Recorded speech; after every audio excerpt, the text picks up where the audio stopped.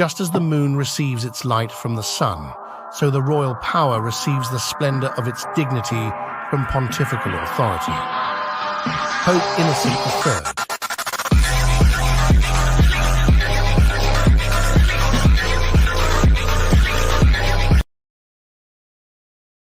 Did that cap cut out? Anyway, we're live. I'm here with Hazlitt. Haz, how you doing? I'm good. How are you? I'm doing good. Okay, I've been patiently waiting. Me. Yeah, me too. Me too. Thanks for re-inviting me. No problem. To Anytime. finally do this. Anytime, because I've been curious about integralism for a while, and but when I invited you for this, I knew like next to nothing and watched maybe 2 videos to prepare for this. Now I could probably do the episode. Oh, that's good. But I still got the same list of questions from last time. Maybe expound upon a few of them a bit more in my head, non-paper. Yeah. So this is going to be fun. Before we get started, go ahead and tell the audience a little bit about yourself. You were on once before, but the episode was taken down because we either we watched too much of John Oliver or we made too much fun of him. I think it's probably a bit of both. Yeah. So what is there to say? I'm a convert to Catholicism. I'm a master's student in theology in London, King's College. That's about it. There's nothing else really. No more interesting details about me. Okay, well let's get into it. Haz, what is integralism? Okay, so it's the episode on integralism. That's the best place to start. A lot of people are very confused about what integralism actually means, and there's about 1,000 different definitions proffered by 1,000 different people.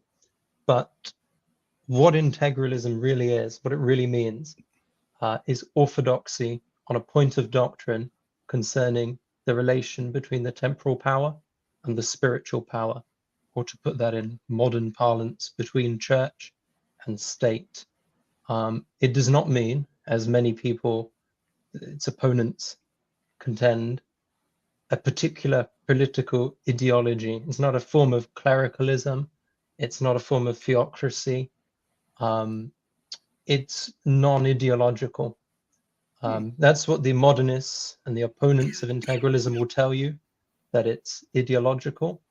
And of course, if it were merely a political ideology, then the opponents of integralism, they'd be entitled to reject and oppose it.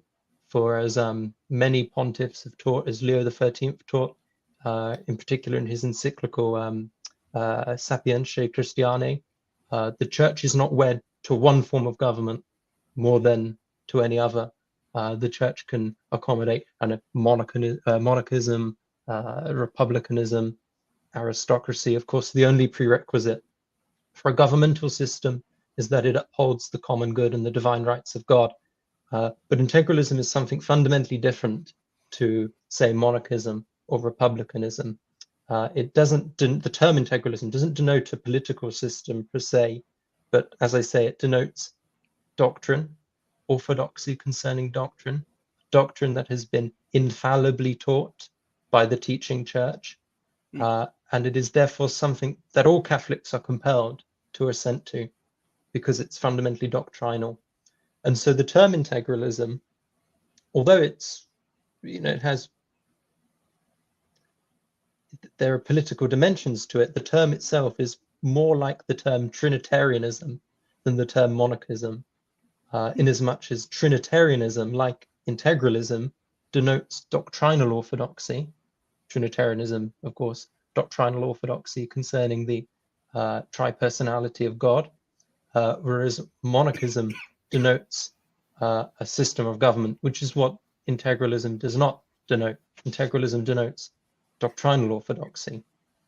Now, the doctrine which integralism concerns, which the term integralism points to, is commonly referred to in the tradition of the church as the doctrine of the 2 swords. You might have come across this phrase, the 2 swords. It is the 2 sword phrase does go hard, I will say. Like, that's a good phrase. Yeah, it does, of course. basically the doctrine of the two swords, which is the doctrine which integralism points to, is that there are two powers, two swords, the temporal power and the spiritual power. St. Peter Damian, Doctor of the Church, he teaches, or rather he says that the two swords are the royal power on the one hand and the pontifical power on the other hand. Of course, you could substitute royal power for democratic power or for aristocratic power. It's the political power, whereas the spiritual power on the other hand is the spiritual power of the church. Another doctor, very important for integralism, Saint Bernard or Saint Bernard, depending on your pronunciation. He teaches very clearly that the church possesses both swords. The temporal power and the spiritual power are both in the gift of the church. They belong to the church by right. They emanate from God, and God gives these two swords to the church. But the church elects, or not elects, she only exercises the spiritual sword directly.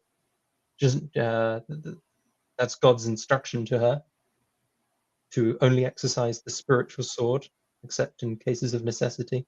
And the temporal sword, on the other hand, is exercised not by the hierarchy of the church, by the temporal rulers, by the kings, the priests, the kings, the princes, the politicians, the soldiers, and so forth, depending on the political system. So while the temporal sword is exercised by the temporal rulers, and the spiritual sword is exercised by the church, the temporal power is subordinate to the spiritual power, because in the hierarchy of goods, the temporal power, the temporal good is inferior to the spiritual good, and we'll probably discuss this in further detail in a moment. So that's really the essence of integralism. It's orthodoxy about the relation between the two powers, between the two swords. And those two swords are the temporal sword and the spiritual sword, and the former is subordinate to the latter. So that's integralism in a nutshell, I suppose. Under integralism, what role would the church be playing? Like, would it be arbitrating laws? Would it be just play a ceremonial role? Would it work as a court system? Like, what role would it replace Congress in America? Like, what would the role be of the church being integral? If integralism was the not it's not an ideology can be adopted, but if it was the main course of thought in the political society. Yeah. Okay. So we can say a few things about this. First of all, the church exercises the spiritual power directly. She exercises the temporal power only indirectly most of the time. Saint Robert Bellarmine, the great Jesuit doctor, he's fantastic. He's fantastic. Yeah, absolutely. He taught that the church has sort of supreme temporal authority, but indirectly so, because it gives the temporal sword to the temporal rulers, and the temporal rulers are, insofar as their actions concern temporal matters, free in that sphere to conduct temporal affairs. The church isn't going to intervene, isn't going to tell them precisely what policies they're meant to enact. The stipulation of that, of course, is that they will put the temporal sword at the service of the spiritual good, at the service of man's eternal end, which is beatitude, of course. So one misconception that people have about integralism is that it entails theocracy. You know, it's like the bishops are going to be running temporal affairs. The bishops are probably busy enough already. I don't think they have time to run the affairs of state. And of course, it's undesirable for the priestly authority to do that on account of human frailty and the fall. After the fall, and in particular in the new law, well, especially under the new law, it's now ordained that the temporal authority and the spiritual authority should be in some way distinct, not typically exercised by the same person, albeit they should be integrated, and that the temporal authority should be at the service of the spiritual authority. Excuse me. If the temporal power is linked to the spiritual power, not linked to, aligned with the spiritual power towards getting men to the teleological end of beatitude, would there be like a restriction saying you can't pass laws on certain actions that would inhibit the individual from achieving his end? Like would it work like if the people, say within a democracy, and the people wanted to make abortion legal, would the temporal power to subject itself to the church when the church says no, abortion is illegal, is immoral, therefore it should be illegal? Like how would that work? How would that work? Yes, no, that's correct. And of course, even outside of Christendom, where you don't have integralism in practice, the natural law still applies. Rulers are still under the natural law.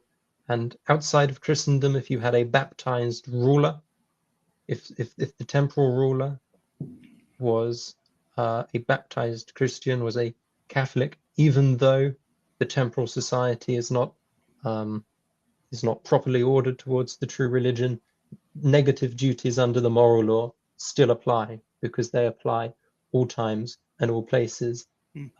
And the church has thought that they should be enforced on a Catholic temporal ruler, even outside of Christendom, by the imposition of certain penalties. So, as you gave the example, I think, did you say that if they were trying to legislate to kill the unborn? Yeah. Even outside of Christendom, where the spiritual power doesn't have this relation doesn't have the integralist relation, the pontifical power, the hierarchy, could still apply penalties to a baptized Christian ruler who attempts to do that kind of thing. Within Christendom, where you have the integralist structure, where the temporal power is directed towards the spiritual good, where the social kingship of Christ is recognized, legally recognized, and so forth, the temporal power then is subject to the spiritual power. And while it retains its proper authority in temporal matters, it does then have the obligation to act as a minister of the church, and it has to serve the church insofar as it has to serve the spiritual ends of the church. It has to enact laws. It has to enact laws that further man's supernatural end. And so the example you gave of would they have to, I think you said something like, would they have to enact laws that conform to the law of Christ, something like that? Yes, they would. That would be a requirement. How would that be like the king not wanting to get excommunicated in a hypothetical scenario? Would it be laws on the books that would prevent the king from undoing anything? Would the church have like a veto power, or is it more of just like a mindset that people in power should have towards the church itself? Like, is it a practical thing with laws, or power, or is it more of integralism, more of a mindset for leaders to have when they go into dealing with issues of mores? Yes. So if in Christendom, or even outside Christendom, if a baptized Christian temporal ruler was enacting immoral laws contrary to the law of Christ, and he was not listening to the exhortations of priests and of bishops and of the Pope, then they could enact certain spiritual penalties. They could excommunicate him. Yes, that's something that, and indeed that's something historically that has happened.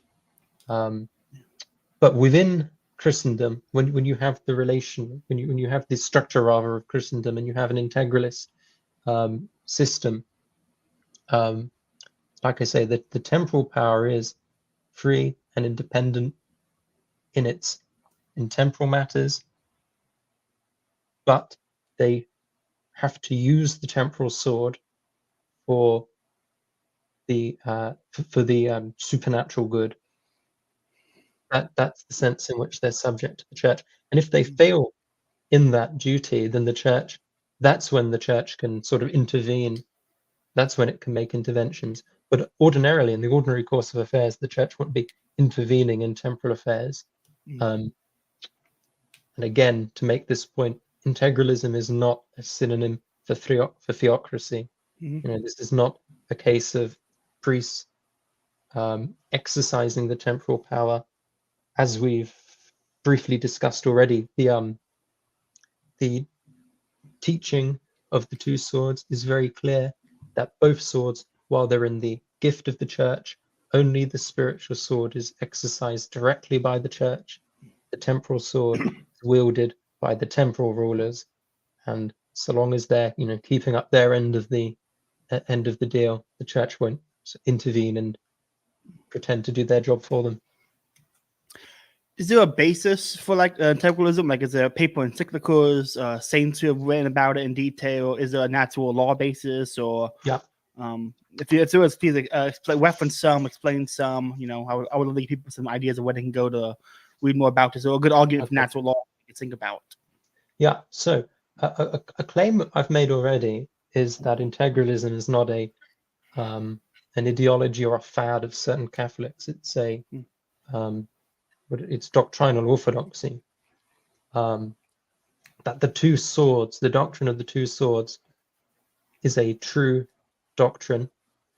So starting with the scriptural teaching, St. Luke's Gospel, I think in chapter 22, towards the end of his recounting of the Last Supper, our Lord, he turns to his disciples and he says, when I first sent you out to preach, this is earlier on in his ministry, he asked them if they lacked anything.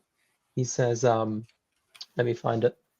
I'm looking for it now. He says, when I sent you without purse and scrip and shoes, did you want anything? But they said nothing. Then said he unto them, but now that he hath a purse, let him take it, and likewise a scrip. And he that hath not, let him sell his coat and buy a sword. For I say to you that this that is written must yet be fulfilled in me. And with the wicked was he reckoned. For the things concerning me have an end. But they said, Lord, behold, here are two swords. And he said to them, it is enough. So it's a very enigmatic, very mysterious passage, and prima facie it's not so clear what the gospel is teaching here. And indeed, the fathers of the church didn't really provide any comprehensive exegesis of this passage, and it wasn't really until the 11th century that the church comes to understand the rather profound truth that's being revealed here. Two figures I've already discussed, two doctors, St. Peter Damian and St. Bernard, they every time you say I hear St. Peter Damian, I keep thinking someone's going to say St. Peter Diamond from the Vatican Catholic people. I know that's not people are saying, but I hear. All right, please continue. Yes, so these two doctors, St. Peter Damian and St. Bernard, again, I've said they interpret the two swords to represent temporal political power, the power of the civitas, and the spirit, and the second sword they interpret as the spiritual sword, the spiritual power of the church. That was their exegesis about what Christ is talking about here when he talks about the sword. And indeed, elsewhere in Holy Writ, the sword, the term sword, is taken as a metaphor for the material and the spiritual powers. I think in Romans, St. Paul, he talks about the temporal power of the emperor, he uses the word sword. And of course, in Hebrews and in Revelation, the word of God is sometimes referred to as a double-edged sword. And so throughout Scripture, there are references to both temporal power and spiritual power as being kinds of swords, as being a sword. And later, and elsewhere in the Gospel, in the Garden of Gethsemane, our Lord, you'll remember, he rebukes St. Peter when St. Peter draws his sword to defend him. He tells him, put up thy sword into thy scabbard. Yeah, of course you'll remember this. I like the I can see where the connection here between the two swords, Saint Peter, Saint, apostles, priest, pulling the sword, Yes. sphere of power. I can see that line there, and I really like that. Was that Saint Damien, or was that Bellarmine? Saint Bellarmine, who wrote about that one. This is Saint Bernard. Bernard, okay. The exegesis here is I like that a provided by lot. I'm going to look that up later. Bernard. Yeah. So when our Lord tells Peter to put his sword away, of course, on one level, of course, the fathers talk about the different levels and the senses of Scripture. On one level, he's telling he means that, just put your sword away. But on the deeper, more spiritual level, what our Lord is telling Saint Peter is that while the sword belongs to him as vicar of Christ, as the Roman pontiff, as the Catholic Church, he is not the one who is typically to wield the temporal power. The temporal power is to be wielded by temporal rulers who are not the hierarchy, but for the good and the benefit of the spiritual power. So I like that's good. That's good. I like that. I like that. Yeah. That is very good. Saint Bernard, you said? Yeah, Saint Bernard. And continuing with Saint Bernard, if I can find it, I want to read something that he wrote in a letter to Pope Eugene III. He said, continuing with this exegesis, he says, and again he's writing to Pope Eugene III here. He says, "He who would deny that the sword belongs to you, to the Pope, has not, as I conceive, sufficiently weighed the words of the Lord, where he said, speaking to Peter, 'Put up thy sword into thy scabbard.' For it is here plainly implied that even the material sword is yours, to be drawn at your bidding, though not by your hand."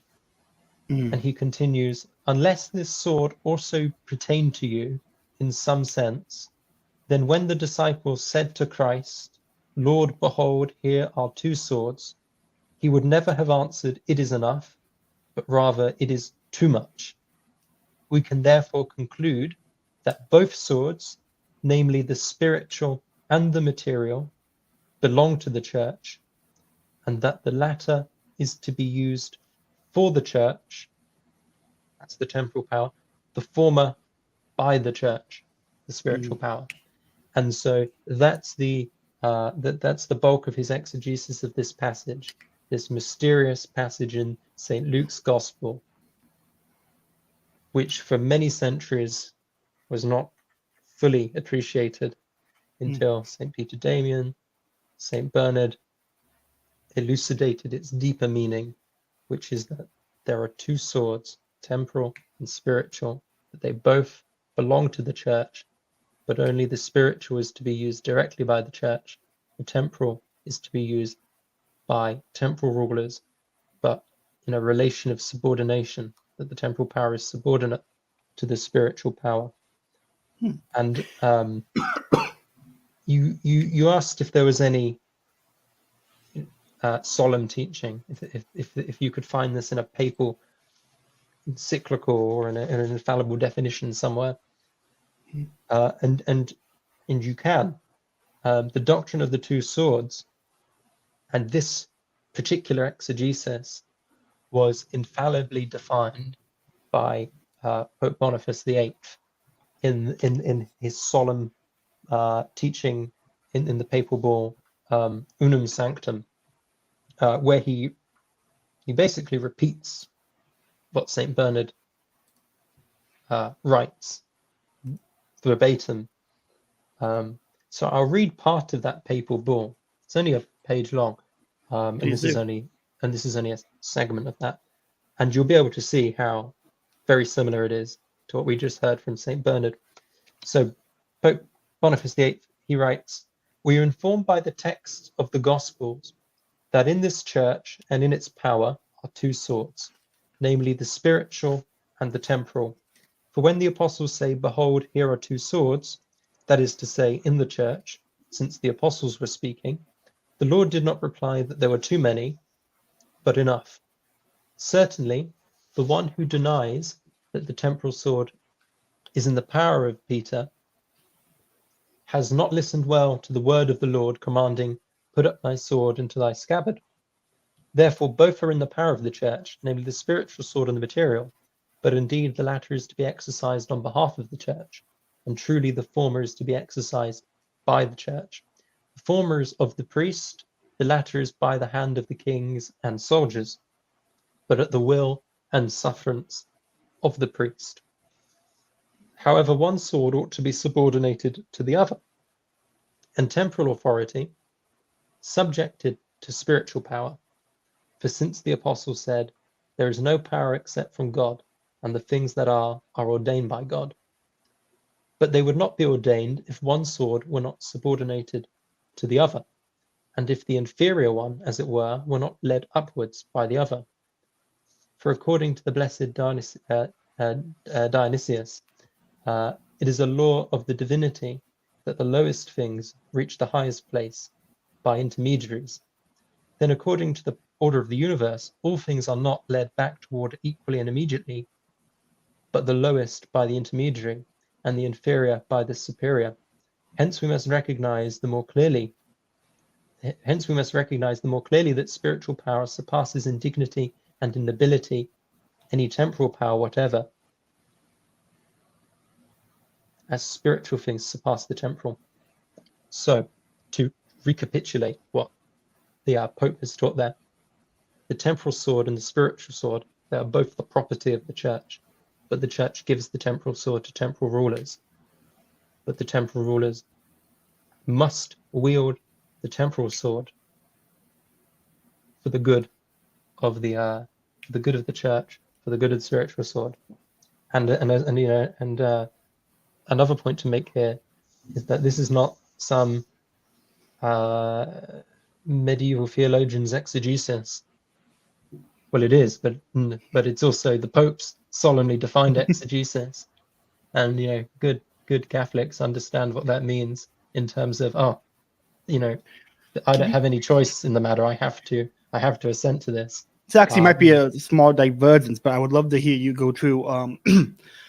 There seems to be, I've heard conflicting reports. I tend to lean with your side, but I heard conflicting reports about like what is supposed to be accepted by lay people in the church, when it comes to encyclicals, papal bulls, and obviously infallible dogmas, infallible magisterium teachings.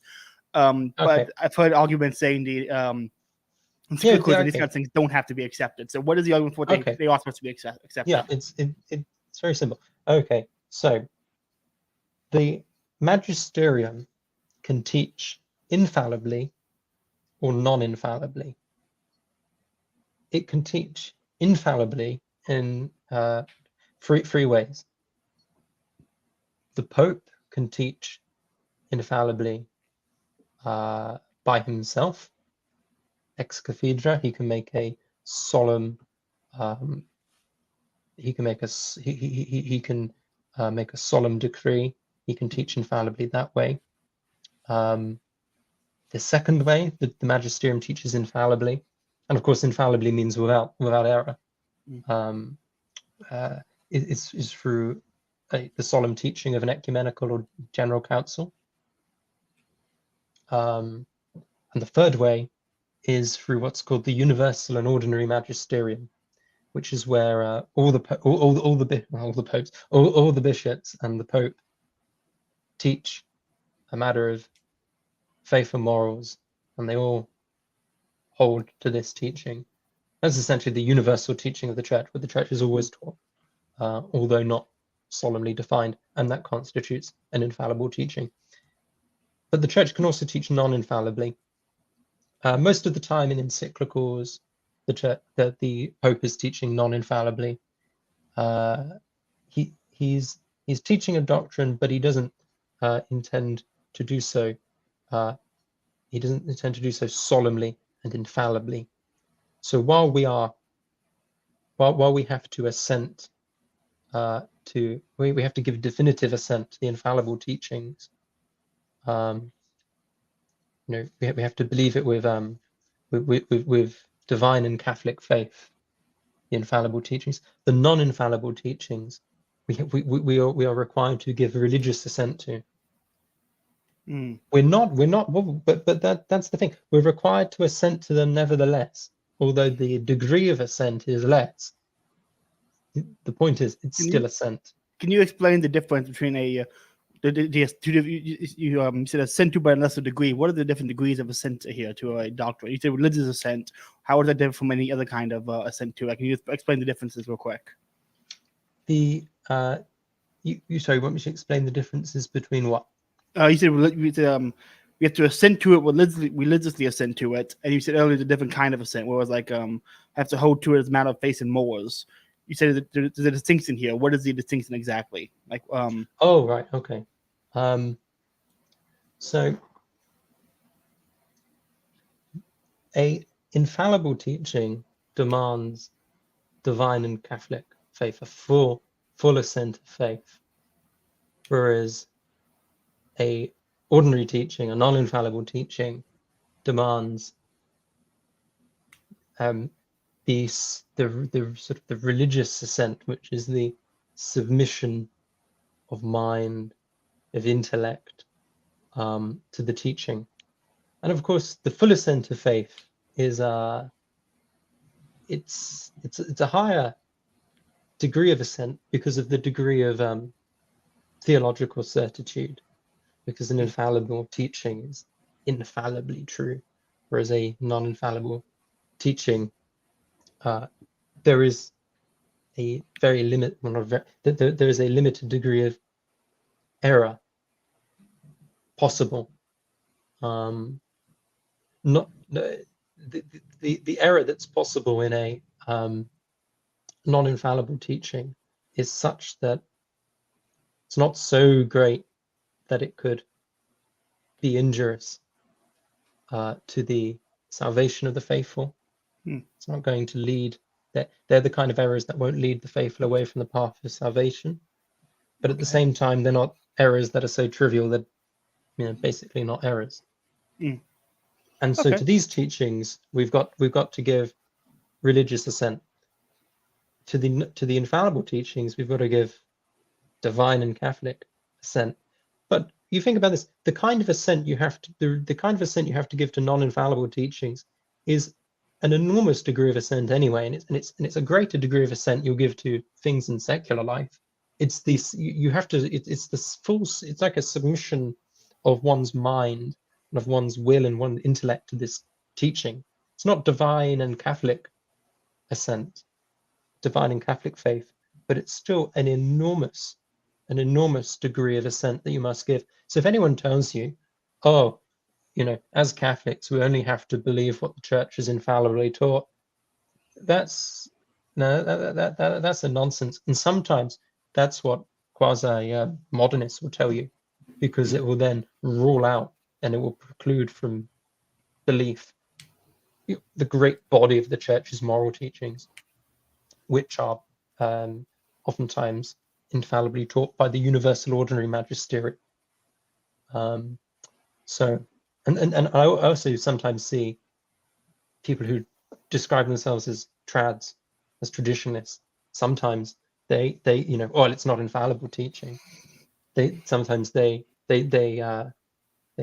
say this in order to depart from the Second Vatican Council, but they're playing the same game as modernists in rejecting the teachings of the Catholic Church. Okay.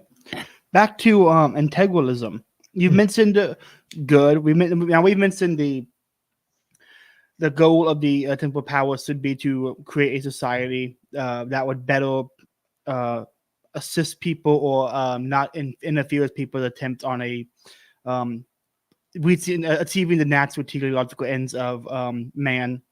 Mm-hmm. I'm only I know the answer to this one. It's not that complicated of a question, but because I have several libertarians who listened, and this is like a button issue for them. How do you define the common good, and what is good for the society? Okay, so you said you think you said you think you've got an answer. So I'm curious to know, because of course you mentioned our good friends the libertarians.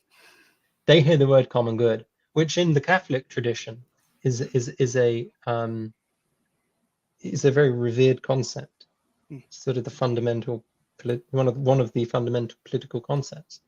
But to them, common good is a sort of It's a euphemism for justifying it's a euphemism state for power. like communism, isn't it? It's like, oh, you talk about, if you mention the common good, you're basically Lenin.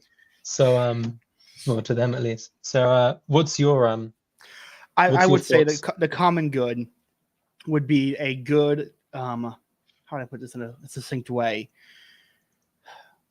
The common good for a society would be those goods that are well, let's do a Vigo Negativo for us first, like private good and common good. I would say, like, if I have a cake, the cake is mine. It's a private good. If I give you half the cake, we both have this private good. Well, then a common good would be the opposite of that. A common good would be things that are good for the whole and are good for the spiritual walk of the Christian on his way to the goal of achieving sainthood. And so having things that would be, that could help better align the everyday individual in the society on the path towards the good would be the common good. No, I agree with that. The first point you make, very important. The notion of the common good excludes a private good forming any part of it, because by definition, a private good cannot be a common good, because it cannot be common to all members of the society. A common good has to be something that can be shared by all, participated in by all, and people's participation in the common good does not in any way dilute it. So that's the first point, common good. Second point to make is that the common good is the end, the goal of temporal society. The goal of temporal society is to bring men to their sort of to the end proportionate to their nature, and of course the common good is the sort of the end of temporal society. In terms of saying what it is, getting more specific, in sort of an Aristotelian sense, you can think of the end of temporal society as natural happiness. I know that sounds quite vague and not very concrete, but you can conceive of the natural end of society being sort of natural happiness, the peace of the Commonwealth, and of course the point that we want to make with regard to integralism is that the realization of the natural end of society cannot occur unless it's subordinated to, directed to the supernatural end. Okay, let's move more into the objection phase now. This is where it gets a little bit more fun. Okay. So I'm going to start with my objection, and we're going to get more into the heavy objections as we go on. First objection. What would be, so as we said earlier, the common good would be things that would, or the goal of this would be to go into integralist mindset would be to have the temporal power to hope align society in a path towards sainthood. We as Catholics would say things like the saints, Mary, confessing, all these things, all good. Protestants would not agree with us, obviously. They would have, or Muslims or atheists or Jews for that matter, for anyone really, who's not of the true religion. How would this work? Would you have if integralism was enacted or not enacted? If the integralist mindset was adopted by political leaders, would that create second-class citizens of the Protestants, atheists, Jews, and Mohammedans, or how would that work in a the multicultural, multi-religious society we live in today? Okay. In a certain manner of speaking, yes, it would. But that's nothing to be fearful of. You must, of course, divest yourself, and I must do it too. It's tricky. We must divest ourselves of all the liberal presuppositions about morality in the state. It's very difficult to do that, being, of course, a product of secular liberal society. It's I don't know if you felt the same way when you were first learning about these things, but it took a while to, you know, substitute the secular liberal way of thinking.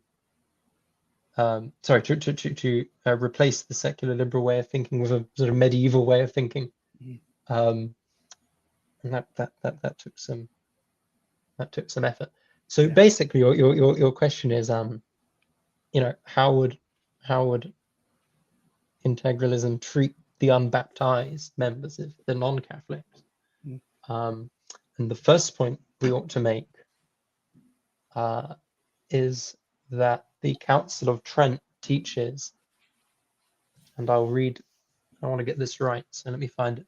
The Council of Trent teaches the following: the Church never passes judgment on anyone who has not yet come into her by the door of baptism.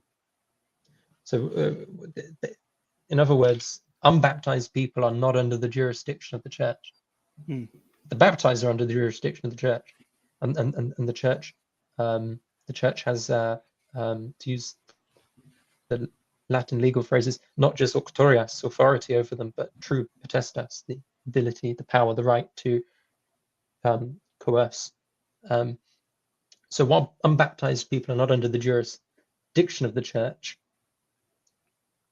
they're not then, you know, subject to canon law. If they resided within a territory of Christendom, you know, if they lived in a country that was integralist, then while they wouldn't be subject to the law of the Church, they would be subject to the social kingship of Christ and to the law of Christ, because the social kingship of Christ would, by definition, be, you know, juridically recognized in such a society, because the temporal power is subordinated to the spiritual power in Christendom. So therefore, the unbaptized under integralism, while they're not under the potestas of the Church, they still exist within a political society that is ordered towards the law of Christ, and therefore they can be subject to laws intended to preserve the Catholicity or the Christianity of the realm. So you mentioned Mohammedans, Muslims, you mentioned Jews. Let's throw Hindus in there for, you know, good measure. They wouldn't exist in this future, Lord willing. No. I'm not talking genocide. I'm talking mass conversion. I have to clarify this for you too. I am not saying we should genocide all Hindus. No. I am not saying that. No. I'm saying we should convert all of them. Absolutely. We're saying that's a bad thing. Yes, it would be bad. Yes. That would be very bad. Yes, of course it would. So this raises the question of toleration, religious liberty, and the tradition of the Church holds that there's a special group of people. Can you guess who what this special group of people might be? The baptized? It's the Jews. See, the Jews, on account of their adherence to the law of Moses, the tradition of the church is that we should extend a degree of toleration towards them. Of course, we hope and we pray for the conversion of Jews, for their salvation, but you can see why, compared to other religions, the Jews are a special case. Because, of course, they are adherents of the law of Moses, and they are, and they retain, not all of them, but some of the inspired scriptures. So that's the relation of Christendom to the Jews. This toleration does not extend in the same way to other cults and religions. If I can find it, something from St. Thomas Aquinas.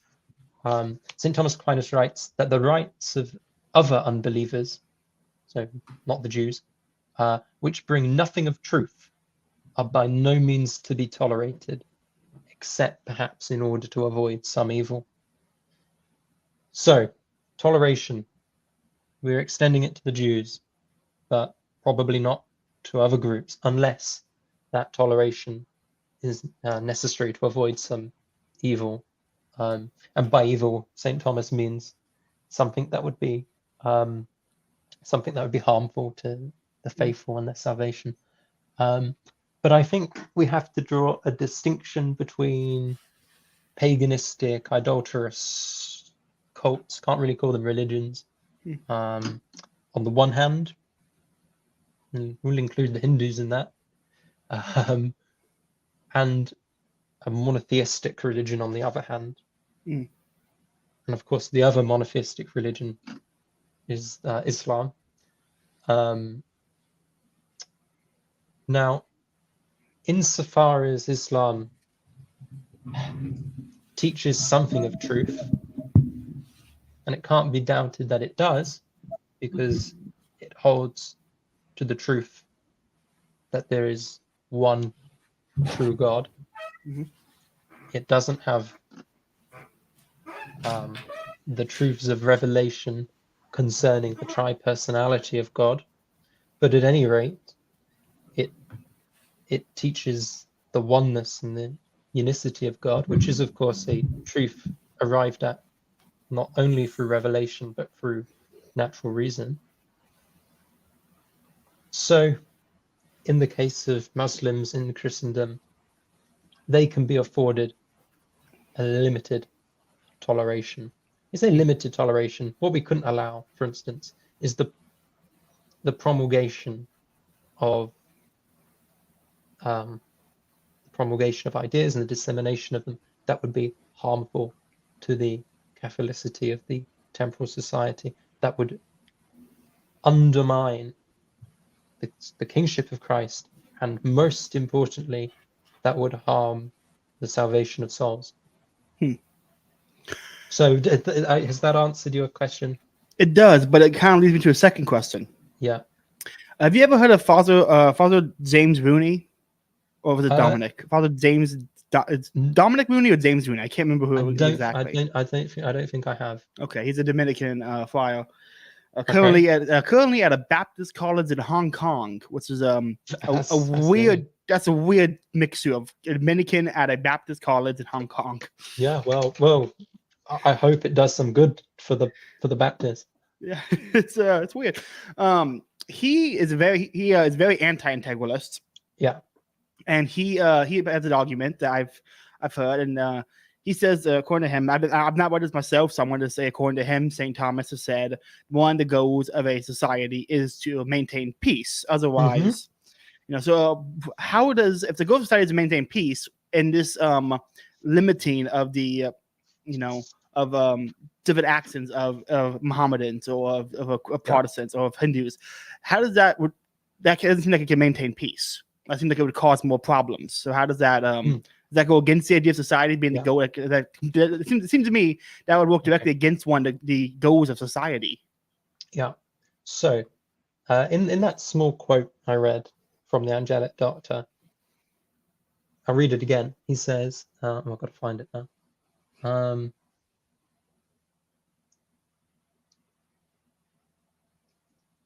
Bear with me one moment. No problem. Okay, so Aquinas says, the rights of other unbelievers, which bring nothing of truth, are by no means to be tolerated. That's the first point. So if a Dominican theologian is, and he might not be saying this, it might just be his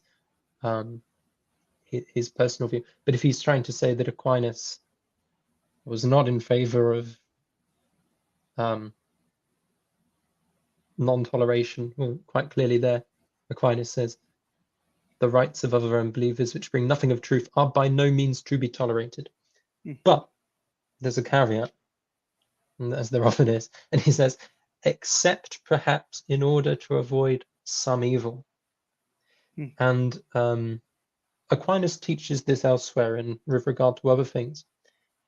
For example, you might have read someone somewhere saying that Aquinas was in favor of prostitution or of the legalization of prostitution.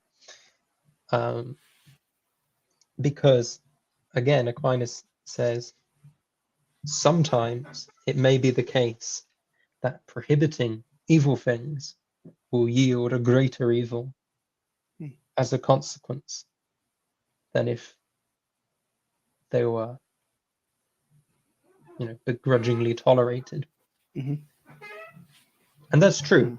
That's a point of prudence, right? If it's the case that greater evil is going to result, then perhaps the prudent thing to do is to avoid the course of action that results in the greater production of evil. But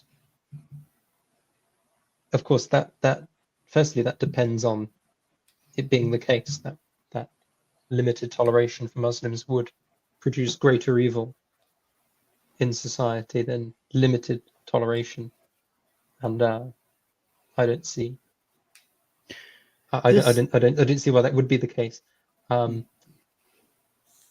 Is this and I want to ask, is this the basis of his rejection of integralism? That integralism will produce too much inadvertent evil? But that's one of his objections. The other one would be that, in the same way that integralism and this favoring of Catholic citizens robs the other citizens of a procedural justice that they are owed as being citizens of a society. As the citizens of the society are owed certain rights and they're owed things from that society in order to persist. And that they, by having created this like two-tiered system, you are robbing them of a natural right that they own, they possess. Yeah, but my question is, what rights are they being deprived of?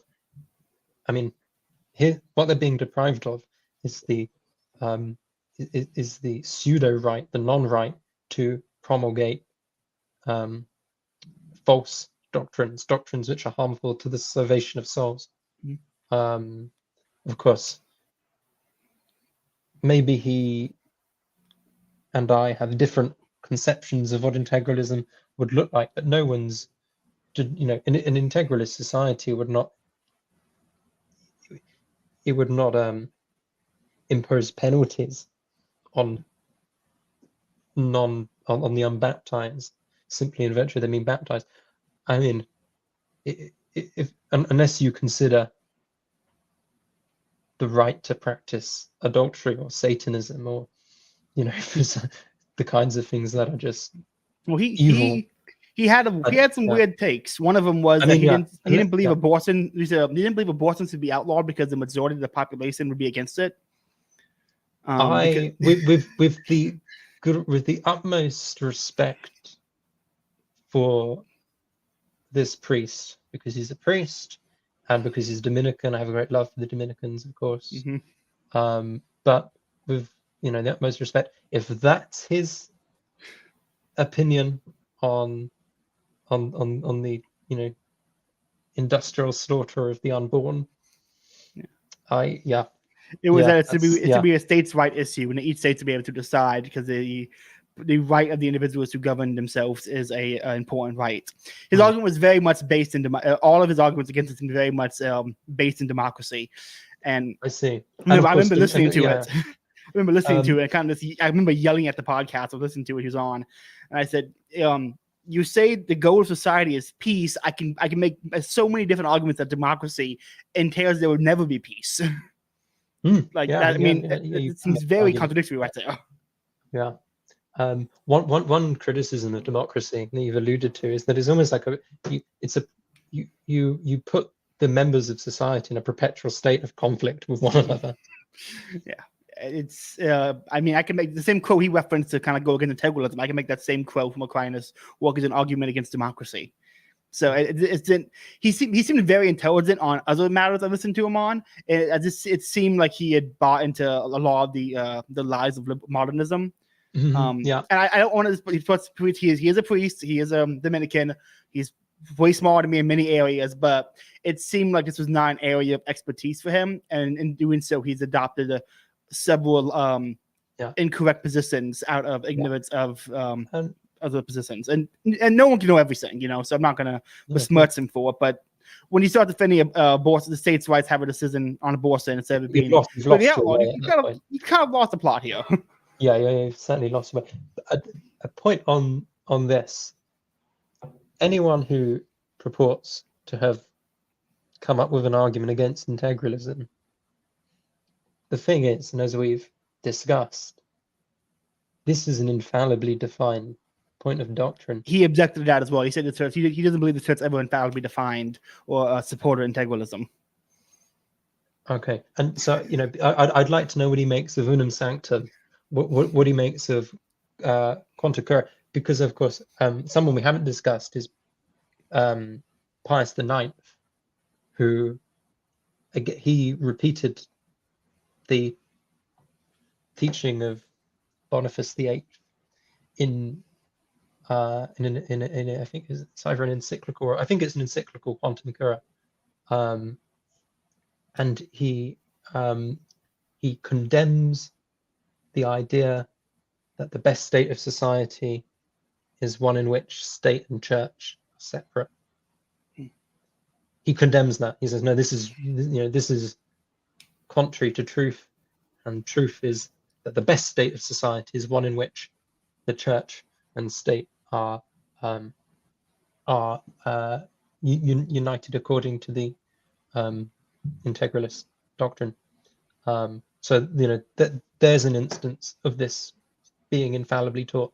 Unum sanctum is an instance of this being infallibly taught. You can go back to Pope Gelasius I, who in his letter to the Byzantine, I think it's the Byzantine emperor, taught the two-sword doctrine, that there are two powers, both belong to the church. Temporal power belongs to the emperor, and the temporal power is given to the emperor. The emperor has to use it for the has to use it for the good of the church. This is infallible teaching, and even if it wasn't infallibly defined by Pius IX, if you can make that argument and you can't, and then you can make the further argument that it wasn't infallibly defined by Boniface VIII in Unum Sanctum. Okay, but even then, and we've discussed earlier, there's a third way the church teaches infallibly, and that's through the universal ordinary magisterium. And you can probably make the argument that it's been taught so many times, so universally, that it constitutes the truth of the universal ordinary magisterium. Yeah. But of course, you don't need to do that, because you have Unum Sanctum and you have Quanta Cura teaching this doctrine infallibly. Yeah. Now, on this topic, this is actually one of the few areas where I think Jacques Maritain was kind of off. Yeah. He had what was it? His book Integral Humanism, I think it was called. Mm-hmm. And you know who likes to use that phrase, integral humanism? It's my good friend Tony Arnett, the guy who I clash with on Twitter all the time.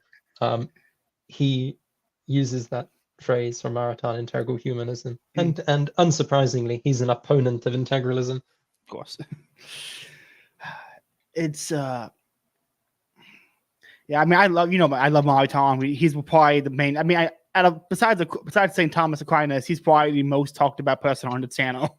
Oh yeah, he's incredible. This channel could easily be called the Maritain channel. I mean, Absolutely. and Jacques Maritain, he is getting me through my medieval metaphysics class with top grade, top marks.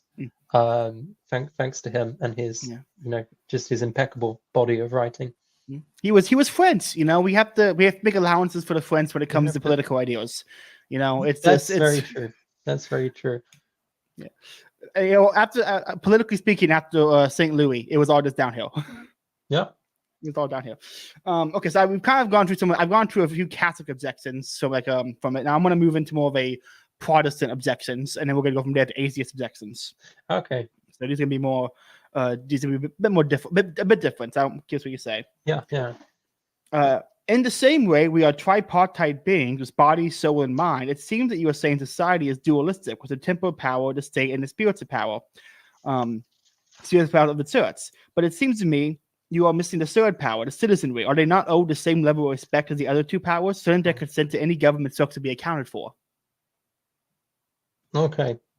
This is interesting. And this is meant to be a sort of more Protestant-minded objection. Perhaps? Yeah, more Protestant-minded because they focus on the individual and the citizen having a authority in some way. Yeah. Okay. So you mentioned the soul and the body, and a metaphor that was often used by the popes in relation to the two swords is that the temporal power and the spiritual power are related to one another in a similar way, or in an analogous way to the body and soul. That in the sense that the body needs the animating soul as its life principle, the state needs the church as its. And so without the church, if you separate church and state, it's like separating soul and body. It produces only death. Secularization, therefore, is a death sentence. And I think, if you investigate secular society, if you look at secular society, you see the evidence of death all around. It's a dead society. It's morally dead. It's aesthetically dead. It's dead in every conceivable way.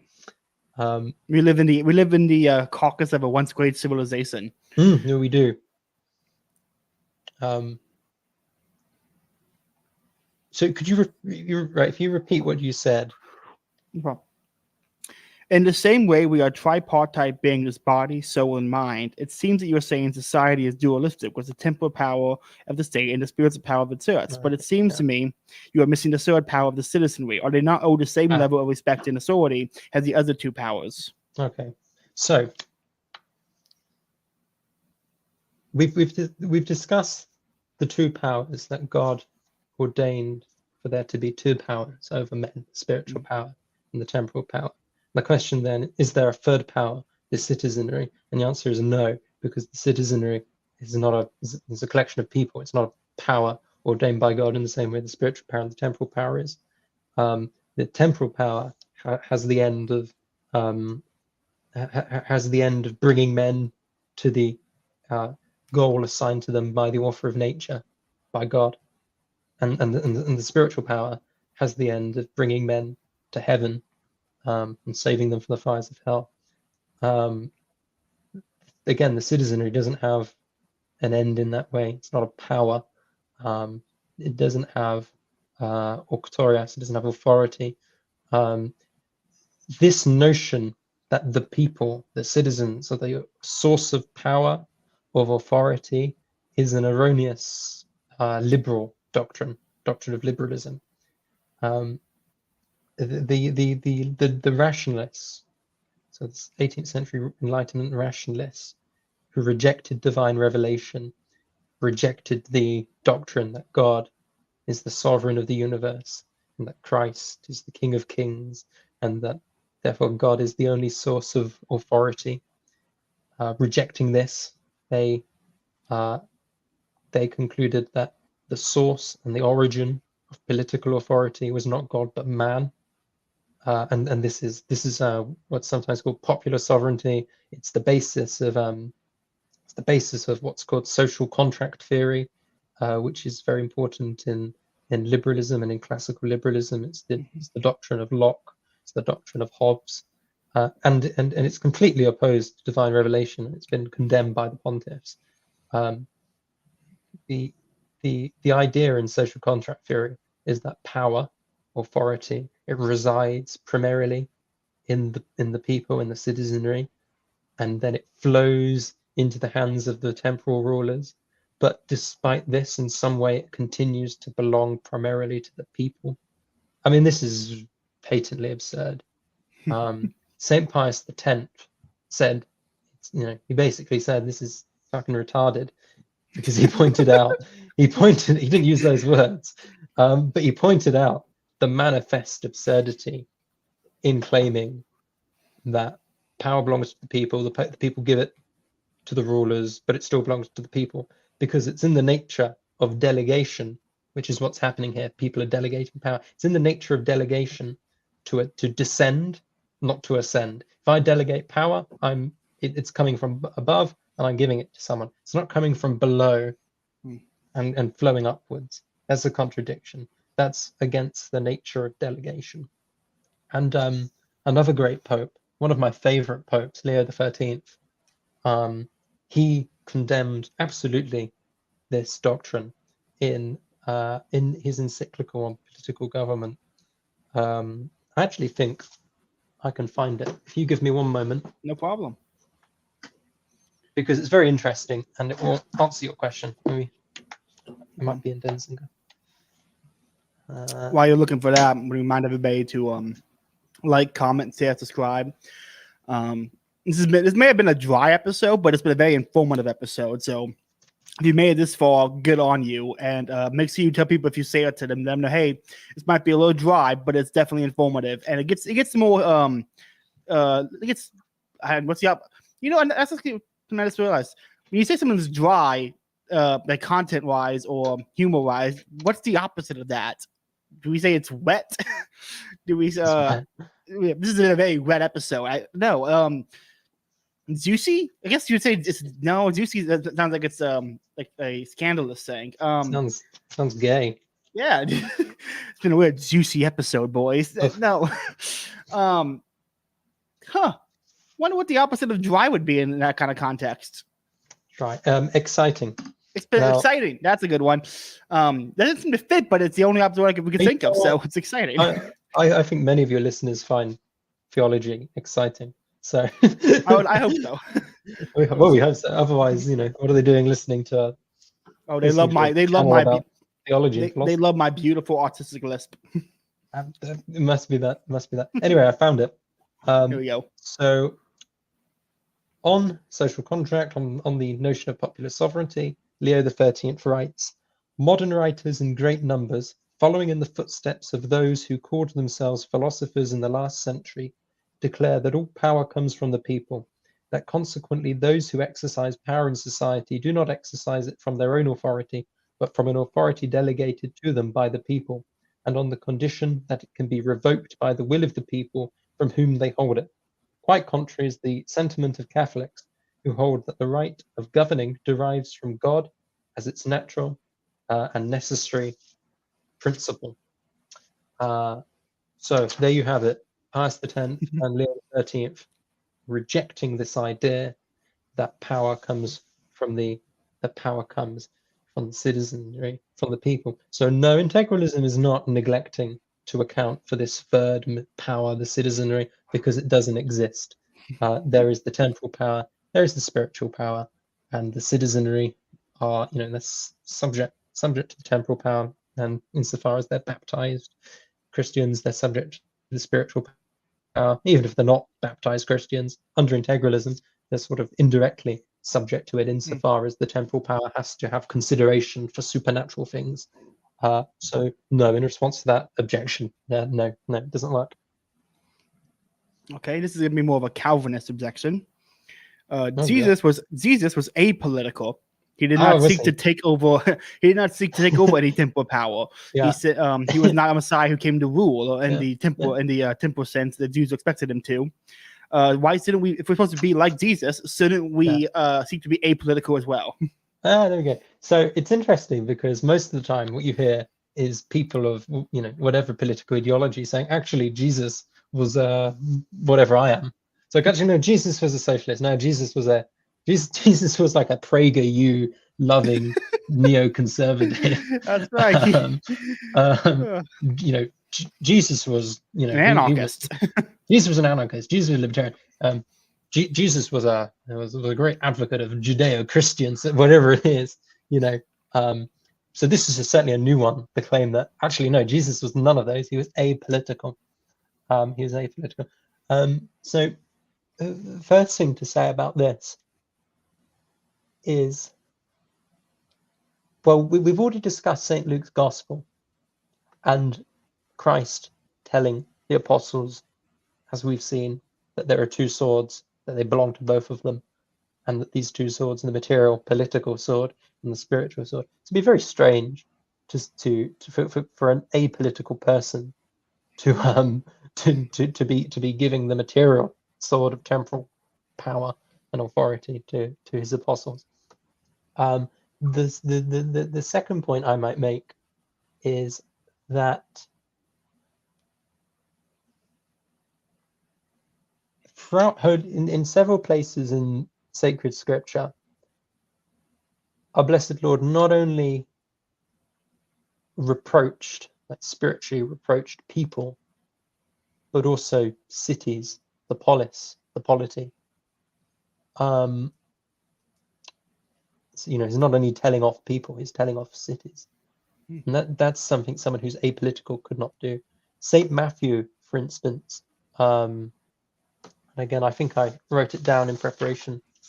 Saint Matthew says in his gospel, then began he to upbraid the cities wherein were done the most of his miracles, for that they had not done penance. Okay, so there's Christ rebuking a city. And of course, the objector, the person making this objection might say, well, oh, this is very mysterious. I don't know what to make of this. Because cities are not people, they don't have souls. So, you know, why is our apolitical Lord rebuking a city, a polis, a political association? And of course, the teaching of the church and the tradition informs us that it's not merely men who have duties to God. And of course, we do, but societies too. Societies have duties towards the true religion. Pius X, again, he taught that you can't build society without God. In Mater et Magistra, St. John the 23rd, he also teaches something similar. That, you know, I think he says something like the great folly of our age is that we're trying to build temporal society without the only foundation on which it can endure, you know, namely God. And Pius IX infallibly defined, and of course this isn't going to mean much to a Calvinist, but Pius IX infallibly defined that states have moral duties towards the true religion. And I mentioned St. Luke's Gospel again in the two swords. So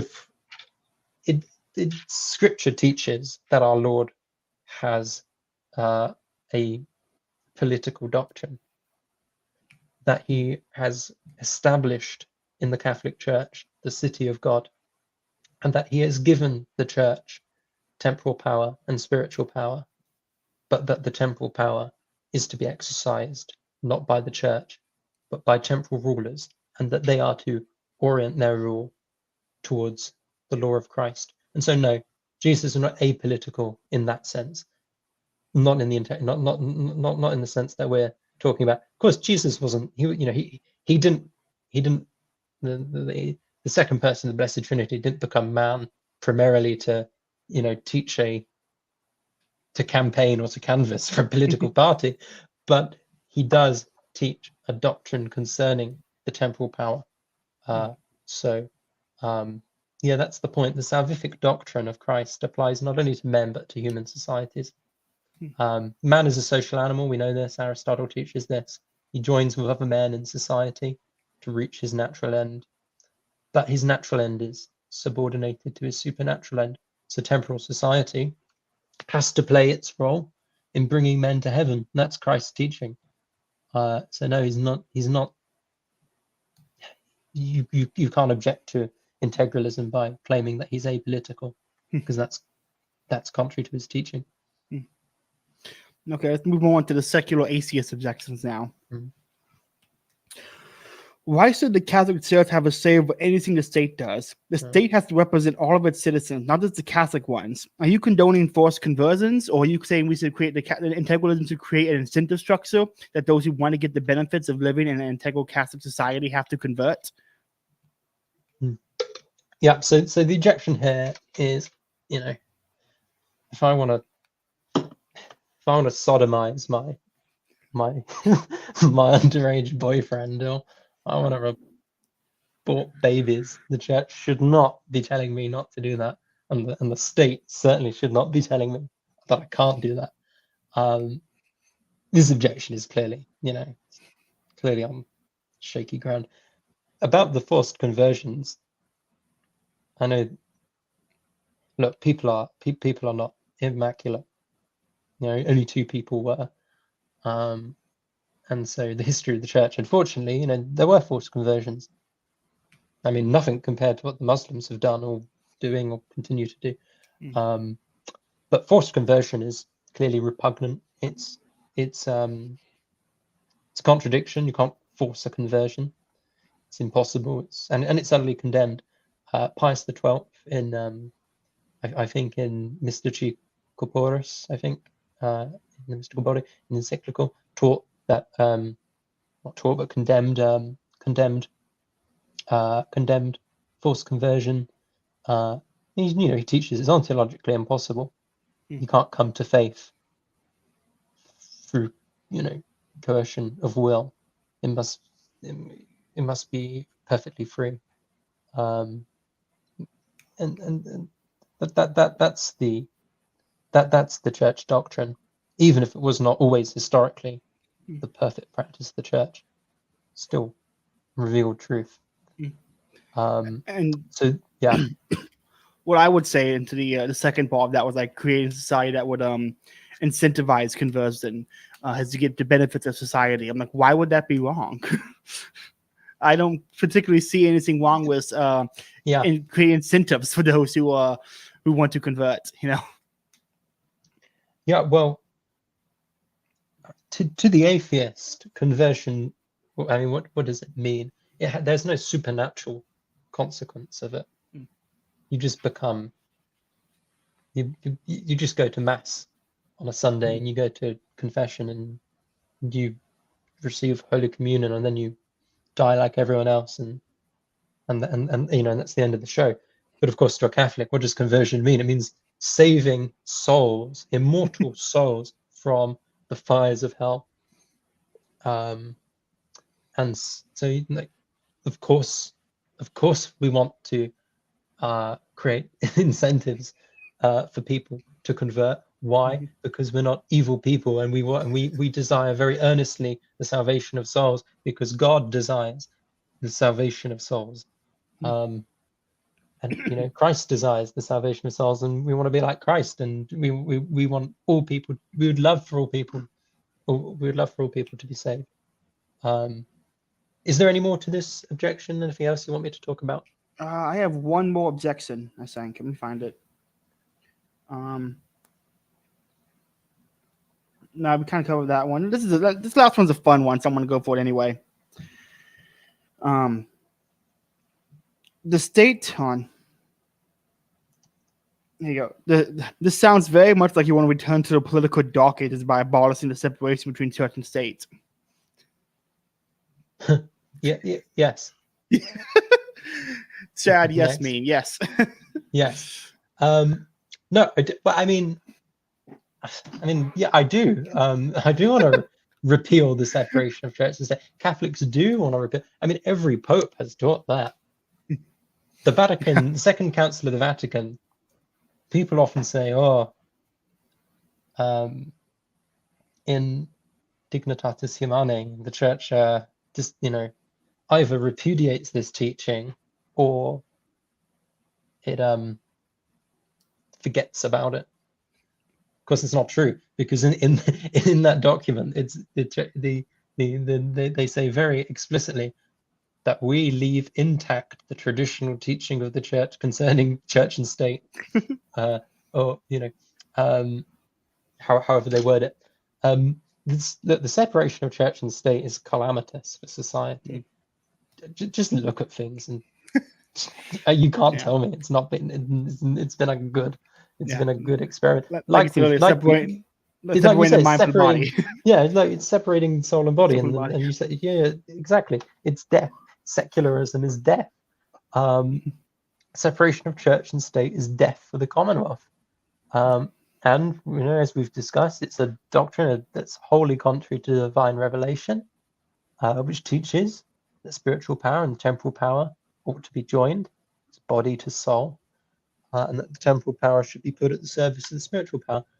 And we've also discussed, and again, we're basically recapitulating what we discussed here, that the notion that church should be separated from the state has been the subject of papal condemnation. Pius IX, Contra Cura, infallibly condemned. And there's another, in another encyclical of his, I think in Ad Apostolicae, maybe. I could be wrong. I think in that document he teaches that where the laws of the state conflict with the laws of the church, the divine positive law, but natural law, that the laws of Christ should prevail. And in another encyclical, I think in Archibissim, maybe, or elsewhere, I'm not sure.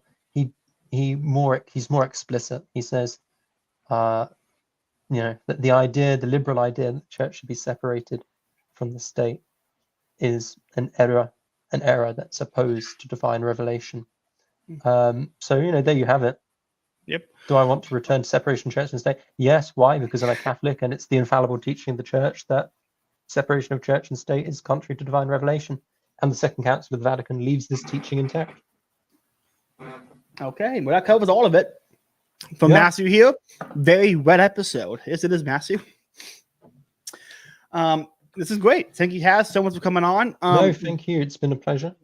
One last question. Where can people go to read more about this? Are there any books that kind of cover the general topics of integralism, or should they just go find some encyclicals in the interspersed writings of saints on this topic? So there's I think he's a Benedictine. Edmund Waldstein is very good, and he writes.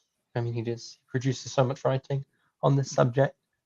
He has a great work called Integralism and the Common Good. We discussed the common good a little bit, so if anyone's interested in the relation of integralism to the common good, check that out. Thomas Pink, Professor Thomas Pink, is professor at my university. He has written many essays on the subject, and very, very good. He's demonstrated in his work the continuity of the papal teaching that we've discussed with the Vatican II stuff. He shows the harmony between the two. That's very important. And a English Dominican friar and priest, and an English professor of theology. These are two people, the priest and the professor. They wrote, this is Father Thomas Crean and Alan Fimister. They wrote a book called Integralism. I think it's called Integralism. That's quite. It's written in the style of like the scholastic manuals. And I've heard very good things about that book. It's on my list. Oh yeah, it's really exceptional. And of course, that book is it's called Integralism, but it's really a manual of Catholic political philosophy. So you'll learn a lot more from reading that book than just you'll get a full overview of the Catholic philosophical tradition concerning politics. Lastly, with regard to papal documents, we read a bit of Unum Sanctum. That's the clearest teaching of the two swords, I think, and it's only a page long. It's on the Vatican website, I'd imagine. Read that, it's only a page. Quanta Cura, Pius IX, and I recommend highly any of the political encyclicals of Leo XIII. They are masterful. He is a master of social teaching, of political teaching. You know, you can't go astray reading those. And I would add to that list. These are Integralism, the Common Good. This is volume 1, Family, City, and State. And then Integralism, the Common Good, volume 2, The Two Powers. It's a collection of essays from the Josias. Did I say it? Yeah, that's right. And that's a very good resource, great website where they publish articles on Catholic political philosophy, integralism, political theology. So, you know, anyone interested in this subject should definitely go there. Absolutely. Okay, well, Has, thank you so much for coming on. This was a lot of fun, very informative. We'll have to do this again sometime on distributism or something. That would be very good, and I'd be happy to do that. Fantastic. Well, everyone, thanks for listening. Hit the exit intro. God bless you. Get out of here. God bless you all.